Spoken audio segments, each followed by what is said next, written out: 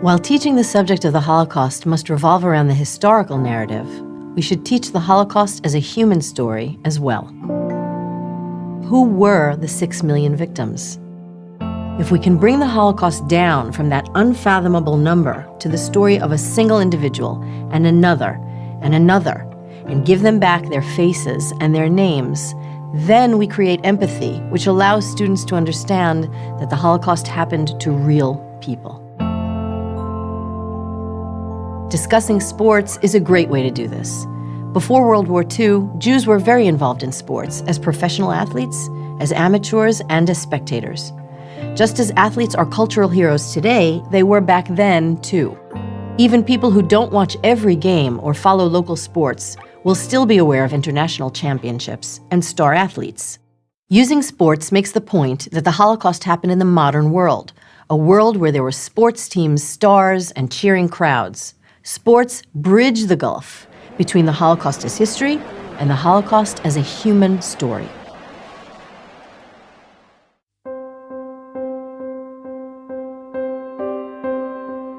At their purest, sports are supposed to transcend politics and race to represent a universal brotherhood of man. The Olympics were created to foster goodwill among nations. The Olympic flag, 5 interlocking rings, represents this ideal, untainted by divergent political beliefs. The people of the world are connected just as the rings are connected, in the spirit of peace. In 1936, the Olympics took place in Berlin. Hitler had come to power 3 years earlier. He had already transformed Germany, taking total control and setting up the first concentration camps. Jews had been thrown out of certain professions, their businesses boycotted, and their citizenship taken away. Germany was already rearming, planning and preparing for a future war. But for 2 weeks that summer, the Nazi regime manipulated the Olympics in a cynical but dazzling show to sell a different image of Nazi Germany to the international community and to convince the world that Germany was a proud and peaceful country.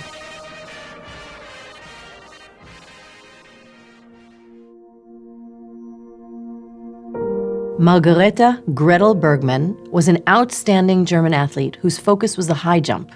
At 16, she broke the German record.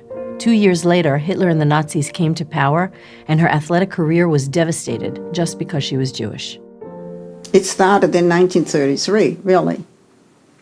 But I had very good friends of whom I knew that they were members of the Nazi Party since 1928. And she was one of my best friends. She didn't care that I was Jewish, and I didn't care that she was a Nazi. She was one of my sports friends, and we got along very well. But then, of course, in 1933, everything changed. Like overnight, you were not allowed in any public place anymore. And the people that you knew wouldn't talk to you anymore. Not because they hated us all of a sudden, but they were all afraid because that was the way it was. You talk to a Jew and you'll be punished. In the spring of 1933, I had belonged to this sports club since I started to go to Ulm to school, and had won many medals for them. And when in 1933, I got a letter. You're no longer welcome here because you're Jewish. Sincerely yours. That was it. That was the end of my sports career in Germany. Nazi ideology saw history as a racial struggle between the Germans, the master race, and the Jews, who they condemned as subhuman, a kind of anti-race that threatened not only the German race, but all of humanity. The Nazis believed that the world's fate rested upon the outcome of the struggle against the Jews. Their first policies inside Germany aimed at marginalizing and segregating Jews. They shut Jews out of certain careers. They chased Jews out of public places, like beaches and parks. Later, they stripped Jews of their citizenship. The Nazis used violence and economic pressure to force Jews to leave Germany. Gretel Bergmann was only 18 when she felt these abrupt changes. The Nazis threw her out of her sports association, together with thousands of other Jewish athletes. My parents and I decided that I should go to England and see if I could find a school there. And they had a a track and field club in the school, and when I was shown around in the school, they took me down to the gym, and they were practicing high jumping. I mean, of all things, that was my specialty. And my eyes started to bug out, and the principal said to me, "Would you like to do this?" And I said, "I would love it." So they found an old gym suit for me, and I had to jump barefoot. Nobody could fit my big feet, you know. And that was the first time I had done this in so long, and it was heavenly, you know. And I don't think I ever jumped that well, because I was just so relieved that I was into this again. She became the British high jump champion in 1934. My father had come to watch me, I thought. When we got to the hotel, he told me that the Germans had approached him, that I had to come back to Germany to be on the German Olympic team. And I said, "Why should I go back? I don't want to go back." And my father said, "Look, I don't force you into anything, but we were threatened. The family, still living in Germany, of course, we were threatened that if you don't come back, you have to, you know, the consequences, they can't guarantee what's going to happen." So, of course, I went back. Meanwhile, Germany was preparing to host the 1936 Olympic Games. The world was aware of the mistreatment of Jews in Germany, and many countries threatened to boycott the Games. Under intense international pressure, Germany guaranteed that its Jews would be permitted to participate in the Olympics.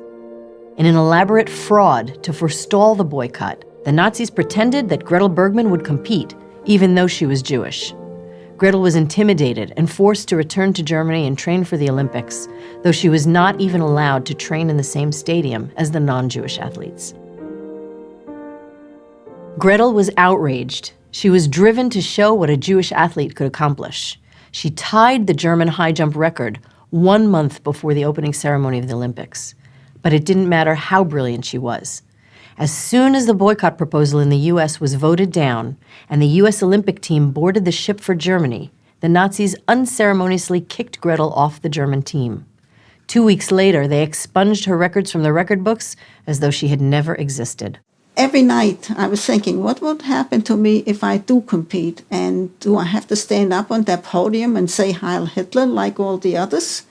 It was a terrible time for me. I mean, psychologically, it was very, very rough on me.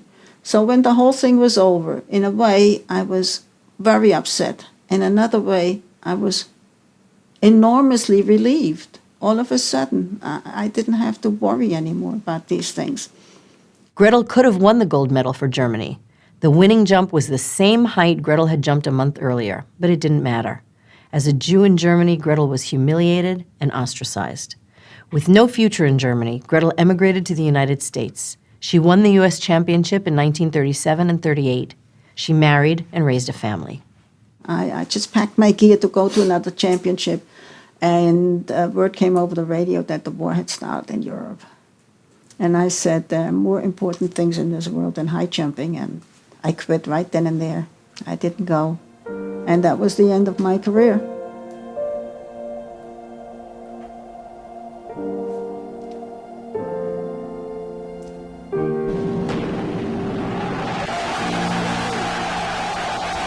Gretel's story shows the effect of the Nazis' racist laws on one Jewish teenager in Germany. Many other German Jews who suffered from the same racist policies were either forced to leave Germany or managed to leave in the years before World War II. The story of Gretel Bergmann also raises many questions. What is the power of ideology and racism? What was the attitude of the Germans towards the suffering of their Jewish neighbors? We could focus, for instance, on Bergmann's fellow German athletes. How did they treat her? Why did nations take part in the 1936 Olympics even though they were held by a dictatorship abusive to its citizens? What were the consequences of the indifference of the world's nations towards injustice?